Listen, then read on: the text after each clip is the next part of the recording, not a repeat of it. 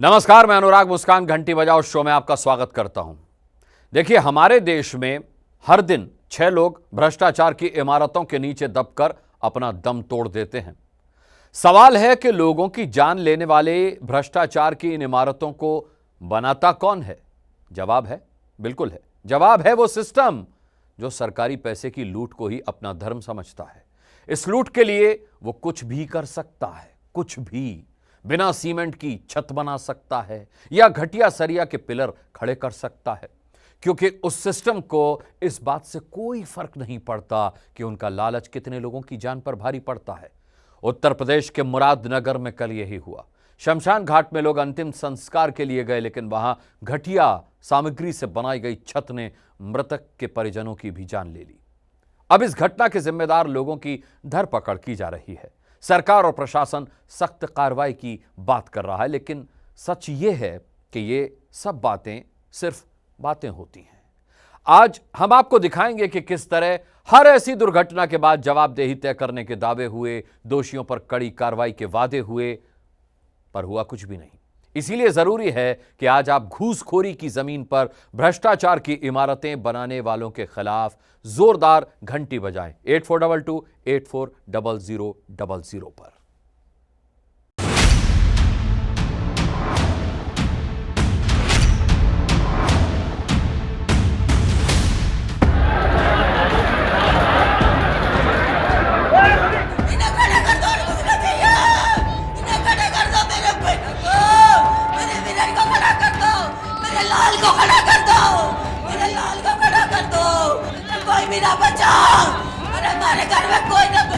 बिल्कुल लापरवाही के चलते हुए, घोटाले को देखते हुए ये काम हुआ है।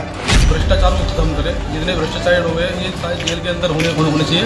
हमने सरकार से डिमांड करी है, सबसे पहले तो आरोपियों को सजा हो, जितने भी आरोपी है सख्त कार्रवाई हो। हमारे पास भी आना चाहिए। हमारे घर में हमारे पापा ही, अब हमारे खर्चे कौन उठाएगा, कौन देखेगा? हमें देखने वाला चाहिए कोई अधिकारी नहीं आया है यहाँ पे, कोई कुछ नहीं है। ऐसा तो मेरे बच्चे छत के नीचे बैठ दिया कम से कम। मेरी तो सिर की छत भी नहीं है। 4 बच्चे मेरे, 2 बेटे 2 बेटे। मेरा तो कोई नहीं है, मैं भी बीमार रहती हूँ। मेरा क्या होएगा मेरे बच्चों का? मैं जेल ला कर दे तो मर जाएंगे अम्मी। 3 महीने पहले उसका निर्माण हुआ है। 3 महीने में क्या डरात्मक व्यक्ति गिर पड़ा? वो 3 महीने पहले निर्माण हुआ उसका, 3 महीने में गिर गया। क्या लगा उसमें? सीमेंट कुछ खाया नहीं था। 50 जिसमें मेरा भाई मेरे भतीजे का एक्सपायर हो गए, दोनों चले गए।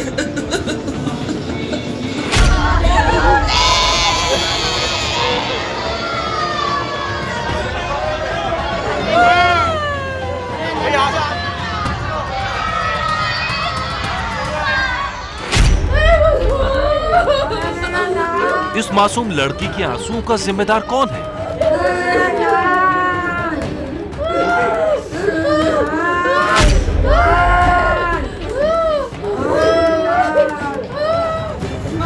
मातम में डूबा ये परिवार किसके गुनाहों की सजा भुगत रहा है?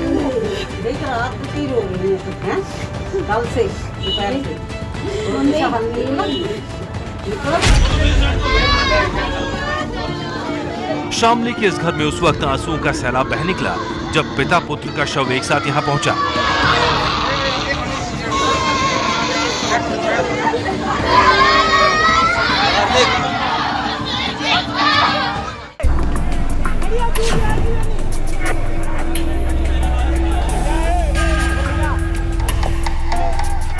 एक साथ 25 जिंदगियों ने दम तोड़ दिया।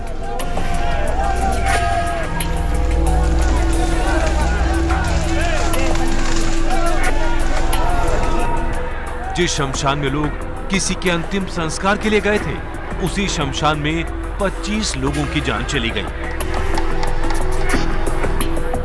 क्योंकि घूसखोरी, लालच और भ्रष्टाचार में डूबे सिस्टम ने शमशान को भी नहीं छोड़ा।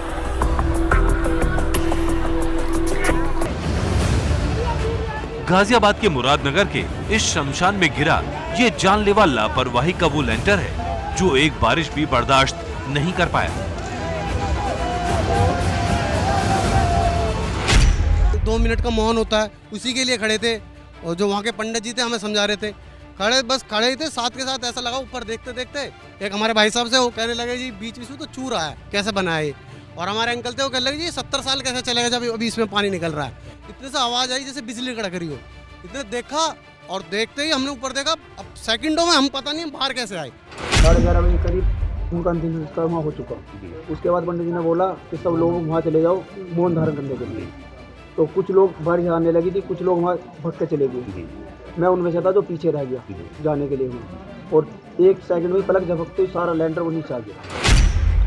हम इस समय मुरादनगर के उखलासी गांव के संगम विहार कॉलोनी में स्थित है और जिस गली में हम खड़े हुए हैं आज यहाँ पूरी तरीके से मातम छाया हुआ है, क्योंकि यहाँ पर एक नहीं बल्कि 8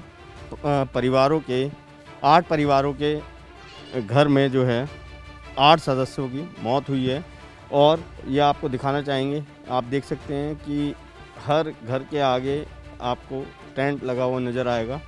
ये दरअसल टेंट इसलिए लगाया गया है कि लोग बाग जो गम जताने के लिए, शोक प्रकट करने के लिए आए, वो बाहर बैठ सकें। मुरादनगर की इस घटना को सिर्फ हादसा या किसी की लापरवाही कहकर बचा नहीं जा सकता, क्योंकि शमशान घाट में लोगों के खड़े होने के लिए जो गैलरी बनाई गई थी उसका निर्माण सिर्फ 2 महीने पहले हुआ था। इसके लिए 55 लाख रुपए का ठेका दिया गया था, लेकिन इस 55 लाख में भी लूट के इतने हिस्से लगे जिससे ये छत खोखली रह गई। बड़ा ये हादसा है, लेकिन कहीं ना कहीं इस हादसे ने भ्रष्टाचार की पोल जो है वो खोल के रख दी है। वो क्यों? क्योंकि महज 4 महीने पुराना ये पूरा का पूरा स्ट्रक्चर है, ये जो बिल्डिंग थी शमशान घाट की वो बनाई गई थी और कुछ ही घंटों की बारिश में ये बिल्डिंग ढह जाए ऐसा संभव नहीं है। जो अधिकारी हैं उनको भी लगता है कि इसके अंदर घटिया क्वालिटी का मटेरियल था, उसका इस्तेमाल किया गया था, सीमेंट इसके अंदर नहीं था। आप देखिए यहाँ पर अगर आप हाथ से भी करेंगे तो किस तरीके से ये मिट्टी में बदल जाता है। इसके अंदर सीमेंट तो है ही नहीं, ये लैंटर का हिस्सा है जो हम आपको दिखा रहे हैं। तस्वीरें बेहद हैरान करने वाली है। एक प्राइवेट कॉन्ट्रैक्टर को इसका टेंडर दिया गया था ऐसा बताया जा रहा है, लेकिन कहीं ना कहीं जवाबदेही इसके अंदर तय होनी चाहिए। जवाबदेही तय होती तो उन अफसरों ने इस निर्माण का ठेका दिया, उनके अंदर डर होता। जवाबदेही तय होती तो ठेकेदार शमशान की छत में सीमेंट की जगह भ्रष्टाचार की मिलावट नहीं करता।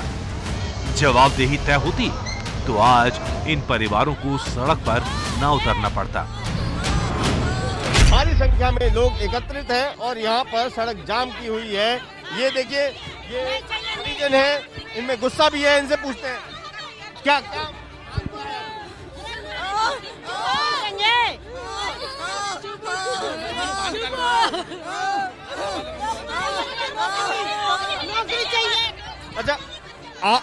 आपके परिवार में किसकी डेथ हुई है? भतीजा है। नौकरी चाहिए।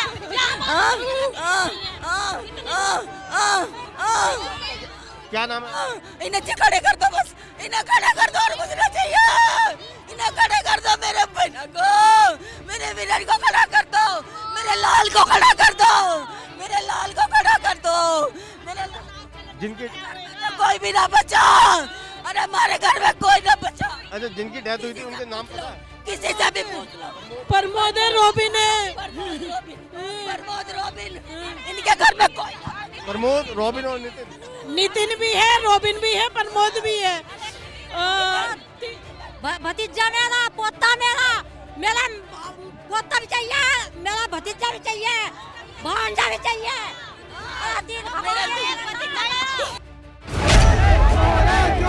लोगों का गुस्सा इस कदर भड़का कि वो अपने परिजनों के शव लेकर हाईवे पर पहुंच गए। इन लोगों ने गाजियाबाद मुरादनगर हाईवे को जाम कर दिया, जिसकी वजह से NH 58 पर लंबा जाम लग गया।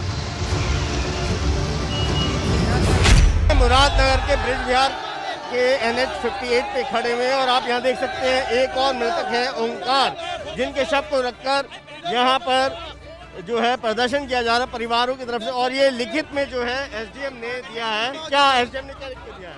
हमने सरकार से डिमांड करी है, सबसे पहले तो आरोपियों को सजा हो, जितने भी आरोपी है सख्त कार्रवाई हो, तुरंत कल जो मृतक है उसके लड़के को गवर्नमेंट जॉब, लड़की की शादी का पूरा खर्च, और जब तक लड़के की जॉब नहीं लगती, अभी इनकी घरवाली है जॉब करने लायक, तब तक उसे सरकारी जॉब मिले और लड़की की शादी का पूरा खर्च सरकार उठाएगी, और तब तक इनके परिवार का लालन पालन पोषण जो है सरकार करेगी। सवाल सिर्फ लोगों की मांग पूरी करने का नहीं है, क्योंकि जान की कोई कीमत नहीं हो सकती। सवाल तो उस सिस्टम का है जो एक बार नहीं बार बार ऐसी दुर्घटनाओं को दावत देता है। इस मामले में पुलिस ने नगर पालिका की अधिशासी अधिकारी निहारिका चौहान, जूनियर इंजीनियर चंद्रपाल सिंह और सुपरवाइजर आशीष सिंह को गिरफ्तार किया है, लेकिन घटिया निर्माण करने वाला ठेकेदार अब भी फरार है। इसमें 4 लोग नामजद थे और 4 नामजद में से 3 लोग की गिरफ्तारी इसमें हो गई है। इसमें जो सामग्री की बात है, जिस तरह की इस्तेमाल हुई है, तो उसके लिए जो टेक्निकल टीम होगी वही बेटर बता पाएगी, तो उसको हम लोग बुलाएंगे और वो उसकी जांच करेगी कि किस तरह की सामग्री, किस तरह का चीज़ें होनी चाहिए थी, अगर नहीं हुई हैं तो फिर उन्हीं के अनुसार जो भी इसमें धाराएं और बढ़ेंगी और भी हमें आवश्यक कार्रवाई करनी होगी तो वो हम करेंगे। घटिया निर्माण की जिम्मेदारी सिर्फ ठेकेदार के सिर मढ़कर नहीं बचा जा सकता।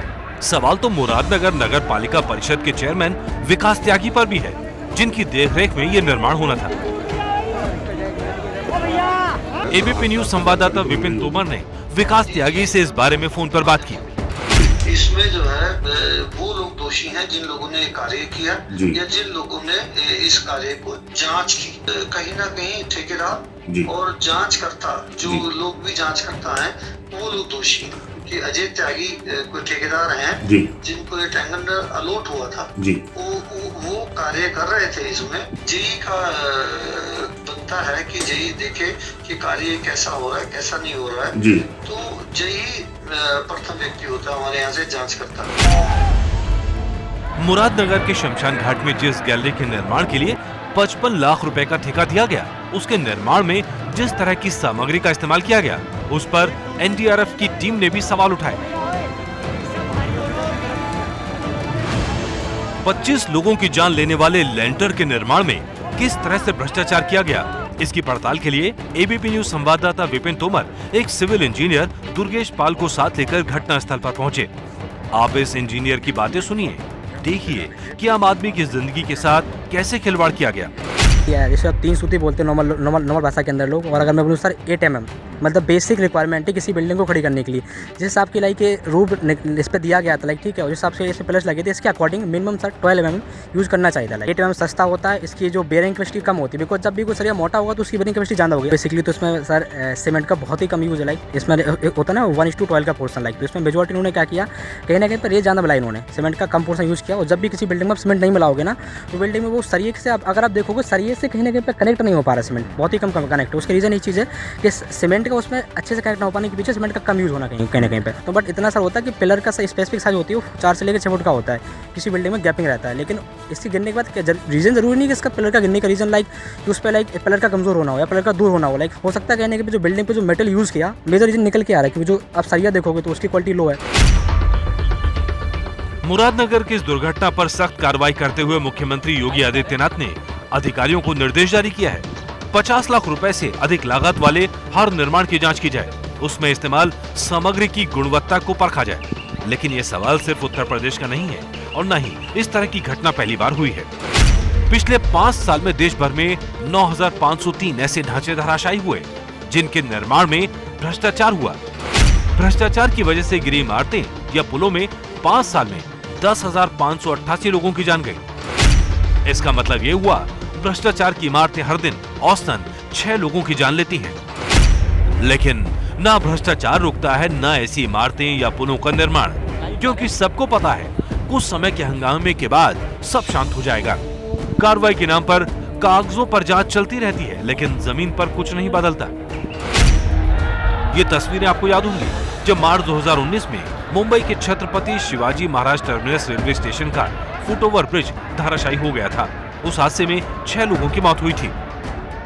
देखने में बाहर से चमकता हुआ यह पुल था, लेकिन अंदर से जर्जर था। चौंकाने वाली बात तो ये थी कि इस ब्रिज का 6 महीने पहले ही ऑडिट हुआ था और ऑडिट में माइनर रिपेयर की बात कही गई थी। दरअसल इस घटना के पहले प्रभादेवी रेलवे स्टेशन पर भगदड़ हुई थी, जिसमें कई लोगों की जान गई थी और उसके बाद ये तय हुआ था कि मुंबई के जितने भी फुटओवर ब्रिज हैं उन ब्रिज का ऑडिट किया जाएगा और उसी क्रिया में इस ब्रिज का भी ऑडिट किया गया था और इस ऑडिट में पाया गया कि इसे माइनर रिपेयर की ज़रूरत है।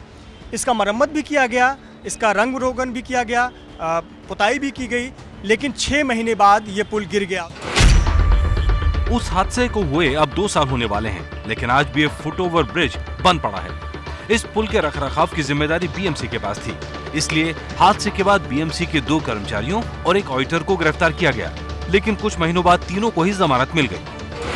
दुर्घटना के लिए जिम्मेदार जो अधिकारी होते हैं या जो कॉन्ट्रैक्टर होते हैं या जो ऑडिट करने वाले जो ऑडिटर होते हैं, उन पर किसी भी तरह की कार्रवाई आज तक नहीं हुई है। कहीं ना कहीं तो तेरी भी चुप मेरी भी चुप, इस तरह का मामला मुंबई शहर में हो रहा है। कई सारी दुर्घटनाएं हुई जिसकी रिपोर्टिंग भी नहीं होती है। कुछ छिटपुट जो दुर्घटनाएं होती है उसे लिपापोती करके बंद किया जाता है। प्रशासन ने भी कोई सबक नहीं सीखा है। दिल्ली 15 नवंबर 2010 5 मंजिला मकान गिरा।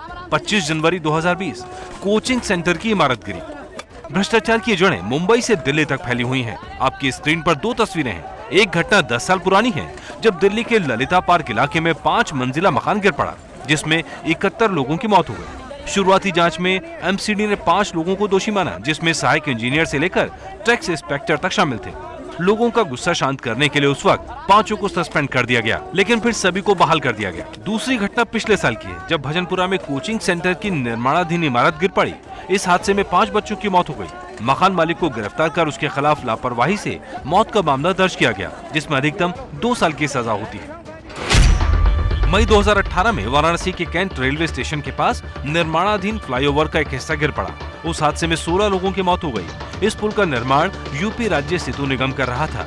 पुल का जो हिस्सा गिरा उसका निर्माण 3 महीने पहले ही किया गया था।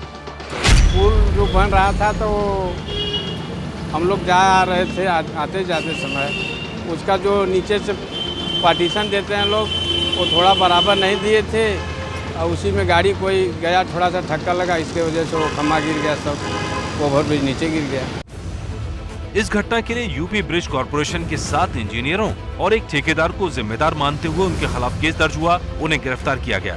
वहीं अंतरिम जांच में घटना के लिए जिम्मेदार पाए गए कुछ अधिकारियों और कर्मचारियों में से 2 रिटायर हो चुके हैं और बाकियों का ट्रांसफर हो चुका है। उस घटना के बाद से उन सब का जो भी यहाँ पे जिनके ऊपर भी जांच हुई, आरोप हुआ, वो सब यहाँ से हटाए जा चुके हैं और वर्तमान में कोई भी यहाँ पर कार्यरत नहीं है। 27 मई 2020 पटना। ये तस्वीरें पटना के बेली रोड इलाके की हैं, जहां मई 2020 में जब एक पुल के लिए स्लैब को चढ़ाया जा रहा था तो वो गिर पड़ा। इस हादसे में 3 बच्चों की मौत हो गई। हादसे के बाद पीड़ित परिवार को 4-4 लाख रुपए का मुआवजा दे दिया गया, लेकिन इंसाफ तो तब मिलता जब घटना के लिए जिम्मेदार लोगों पर कार्रवाई होती। बस स्पॉट पे जो हुआ था 2-3 दिन आए, पुलिस वगैरह आए, देखे, चेकिंग वेकिंग किए, फिर बोले कि सब कुछ हो जाएगा, नॉर्मल हो जाएगा, आप लोग का केस को हम आगे बढ़ाएंगे, आप लोग को जो भी है इसका जिम्मेदार जो भी है उसको सज़ा दिलवाएंगे वगैरह वगैरह, सब बहुत सारी बातें हुई। लेकिन अभी तक, आज कितना तारीख हो गया, अभी तक कोई इस केस का सुनवाई नहीं हुआ, अभी तक कोई सुनवाई नहीं। आप जो तस्वीर देख रहे हैं यहाँ पर अब मिट्टी भराया जा चुका है। अब यहाँ पर व्यस्ततम तो उस वक्त भी तस्वीर थी यहाँ की और आज भी है, लेकिन सवाल उस वक्त परिवार का सिर्फ इतना था कि जब यहाँ पर कंस्ट्रक्शन का काम चल रहा था तो बैरिकेडिंग इस इलाके में क्यों नहीं किया गया था। दूसरा, अगर बैरिकेडिंग नहीं किया गया तो गाटर्स को इस तरह सड़क किनारे ही क्यों छोड़ दिया गया। क्या बच्चों की मौत के लिए इसे जिम्मेदार सरकार की नज़र में कोई नहीं है? इस तरीके के तमाम जो सवाल है वो परिवार पूछ रहे हैं। इस पूरे घटनाक्रम को लेकर के शास्त्री नगर थाने में केस दर्ज किया गया, लेकिन जब हमने शास्त्री नगर थाने प्रभारी से बातचीत की, इस केस के बारे में जो फॉलो अप है वो जानना चाहा, तो उन्होंने कहा कि अभी तक कौन दोषी है कौन आरोपी है इस बात का पता नहीं चल पाया है। दुर्घटनाओं के बाद दोषियों पर कड़ी कार्रवाई नहीं होने का ही नतीजा है कि साल दर साल ऐसे हादसे होते रहते हैं।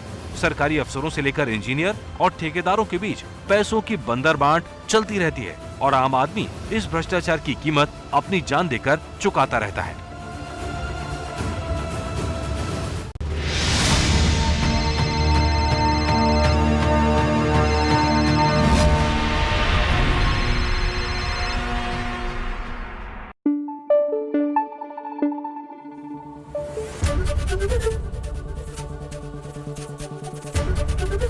एबीपी न्यूज आपको रखे आगे।